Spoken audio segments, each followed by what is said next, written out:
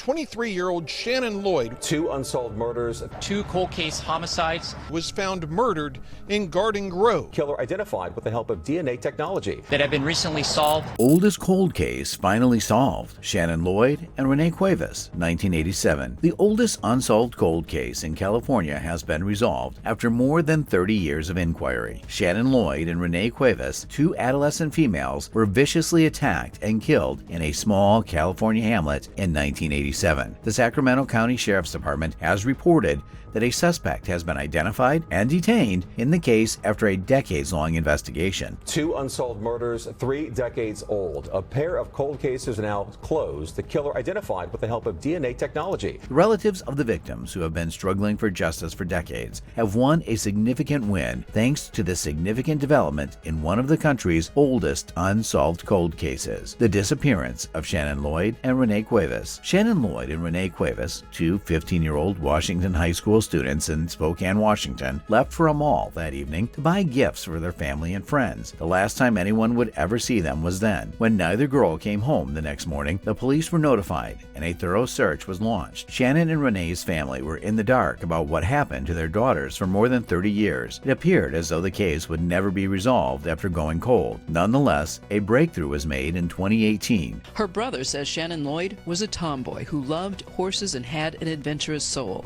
She was 23 years old when she was murdered, discovered in her Garden Grove home. Renee Cuevas was murdered in 1989. Since then, all of her immediate family have passed away, except for her son. Two individuals have been detained in connection with the deaths of Shannon and Renee, according to the Spokane County Sheriff's Office. Detectives ultimately had enough evidence to identify and prosecute the offenders after years of inquiry. The suspects were found guilty of 2 counts of first-degree murder in December 2019 and given a life sentence without the possibility of parole. For the families of Shannon and Renee, who had been yearning for closure for more than 3 decades, this marked the conclusion of a trying and arduous journey. Since then, the case has earned a reputation as one of the oldest unsolved cold cases in U.S. history. It provides evidence of the investigators' tenacity and resolve in their pursuit of Shannon and Renee's justice. It also serves as a crucial reminder that there is always hope for justice, even in the most desperate situations. The Spokane neighborhood also contributed significantly to this resolution. The Family Support Network helped them maintain hope and put pressure on law enforcement to continue their investigation during their most trying times. The probe itself benefited greatly from community support, with many members coming forward with information or contributing money to cover the costs. Other unsolvable cold cases now have hope thanks to the conclusion of this case. It demonstrates that even after years of looking, solutions can be found with tenacity and perseverance. It serves as a potent reminder that there is always a reason to be hopeful, even if it takes decades, that the guilty will be found guilty. A thorough search for the girls got underway the day after they vanished. The local ponds, rivers, and lakes were all searched by the authorities in vain. When dogs were sent in to try and find the girls, they failed to detect their scent. Nobody had any idea about what had happened to them, despite police questioning their relatives, friends, and neighbors. Investigators spent months pursuing leads and potential suspects without success. They made an effort, but no arrests were made. Before a breakthrough in 2015, the case remained unsolved for years. A man who was questioned by detectives in 1987, but wasn't considered a suspect at the time, got in touch with the police department. He told them that around the time of their disappearance, he had observed Shannon and Renee walking together. He remembered them holding hands and appearing to be bickering. The cops went back to the scene where the man had seen the females. They found some apparel that was later determined to be Shannon Lloyd's. Because of this finding, detectives decided to reopen the cold case and conduct a fresh investigation. They discovered details about a local business owner who had a criminal record for using narcotics and possessing guns in records from 1987. This team of scientists and investigators were able to identify a possible suspect, Reuben J. Smith. In the 1990s, Smith moved to Las Vegas, Nevada, where he was arrested for sexual assault and attempted murder of a female in July 1998. On the day the girls vanished,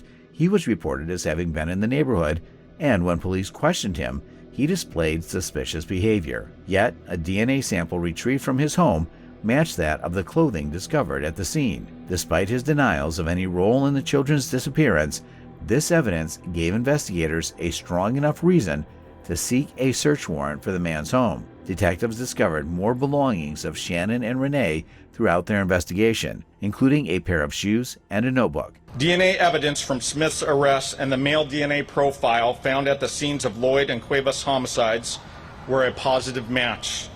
We now know that Reuben Smith was responsible for the murders of Shannon Lloyd and Renee Cuevas. They also discovered a map with written instructions that took them to a secluded location outside of town. They found Shannon's body there, dumped in a small grave. Although Renee's body was never discovered, experts think she passed away soon after Shannon. It was discovered that both girls had died from strangulation. An autopsy was performed, and it was discovered that she was sexually assaulted and died by strangulation. A little less than 2 years later, the body of 27-year-old Renee Cuevas was found along Lambert Road near the old El Toro Marine Base. While both cases went cold, DNA eventually suggested both women were killed by the same person. The business owner was eventually found guilty of the crime in 2018 after prosecutors decided there was enough evidence to charge him with murder. Justice for Shannon and Renee was eventually achieved after decades of effort. It was a relief to the relatives of the two young girls to finally have closure. Even though they were still in mourning over the loss of their loved ones, they were able to find some peace in the knowledge that the killer had been caught and sentenced to prison. In the face of tragedy and injustice, the verdict served as a lesson to never lose hope. If we are devoted and tenacious to our search for justice, even cases that have been open for decades can still be resolved. Shannon and Renee will forever be remembered as innocent victims who passed away suddenly, but their memories endure owing to the perseverance of law enforcement personnel who never gave up on this case. We should all be motivated by this tale to constantly pursue justice, regardless of how long it might take. The discovery of Shannon Lloyd and Renee Cuevas' bodies led to the conclusion of the oldest unsolved cold case in U.S. history. The two ladies vanished in the fall of 1987, and their disappearance has been a mystery for more than 3 decades. Justice has carried out thanks to the diligent investigative work of detectives and the commitment of family members. The incident was never forgotten and is used as an illustration of how tenacious law enforcement and families can be in their quest for missing people. The disappearance of Shannon and Renee and their eventual recovery should serve as a warning that no missing person is ever forgotten. Justice will be done as long as we remember and keep looking for solutions. That's all for today's video. I hope you liked it. What do you think of our video? Subscribe for more content like this and hit the like button and share. Also, leave a comment if you have a topic you want us to cover. Until next time, take care.